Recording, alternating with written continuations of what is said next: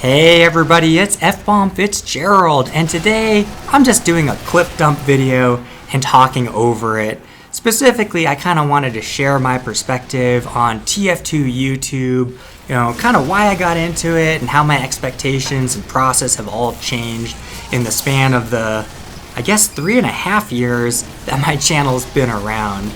So, one of the things that I used to do when I'd watch other people's TF2 videos is I'd find myself often having input in my mind. Sometimes I'd actually write it in the comments section, but I'd be like, oh, this gave me a great idea. And I would write on other people's videos, hey, you should do a video where you do X, whether that was a strategy or something funny. And, most of the time I'd feel lucky if the content creator even responded to my comment. But I can't think of a single time where they actually executed whatever I was recommending. Who knows? Maybe that's because my recommendations were too silly or not interesting to them or a bad idea. But one of the reasons I started making my own TF2 videos was just this idea of if other people aren't making the content that I want, shouldn't I just make that content? And I actually feel like that's a pretty healthy perspective, not just for YouTube, but kind of life in general, where if you are interested in something, whether it's a kind of music or a different perspective in literature, or I don't know, maybe even an industry that may not exist or a market that doesn't exist yet, rather than wait for somebody else to do it or just give input to others and hope that they can make it happen, it's usually a lot more satisfying and direct and profitable in some cases to just do it yourself.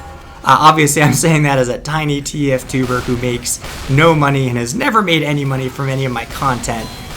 That said, I do find a lot of fulfillment in the freedom I'm given to just make whatever content I want to make on any given day. Whether that's just a good round I had, or some tips that I've learned to play a class better, or heck, if I just feel like doing trade-ups or showcasing other people's loadouts, I don't feel beholden to sponsors or anybody's expectations to make anything that I don't feel like doing. I guess this is just my way of encouraging anybody watching this who's thinking about getting into TF2 YouTube to pursue it. It's really not that hard to do technologically in 2024. There's so much free editing software and free recording software, barriers that kind of kept me from getting into TF2 YouTube for a long time. On that note, I also want to encourage people to not let perfectionism prevent them from even starting something. I mean, we're talking about TF2 videos, but this could apply to literally anything else in life as well. When you have that image in your mind of what a perfect song is, or perfect video, or perfect poem, and it's frustrating when you can't immediately make something of that quality, especially when you know what you want to do. You just lack the skills to make it happen yet. I think if you never start trying to produce content, you're just never going to be good at it. But that's a bad attitude. And, I remember thinking when I started my channel, oh no, I don't have the render settings optimized, and I don't have any thumbnails, or, my editing skills aren't up to par.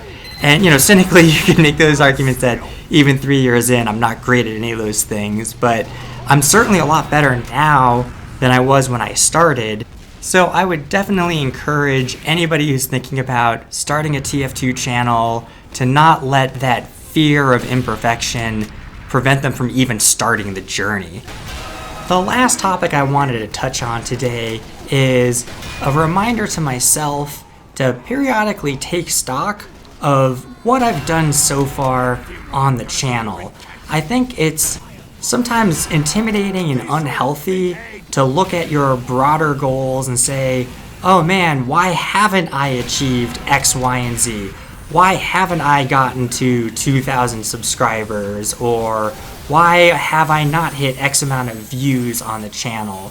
And Don't get me wrong, it's good to have goals, it's good to strive for goals, but I think sometimes it can be healthy to go the other direction and look at what you've already achieved and give yourself credit for that. So using my own TF2 channel as an example of this, yeah, it would be easy to look at my goal of can I hit 2,000 subscribers and have my content reach a larger audience and get frustrated by the fact that I'm not there yet.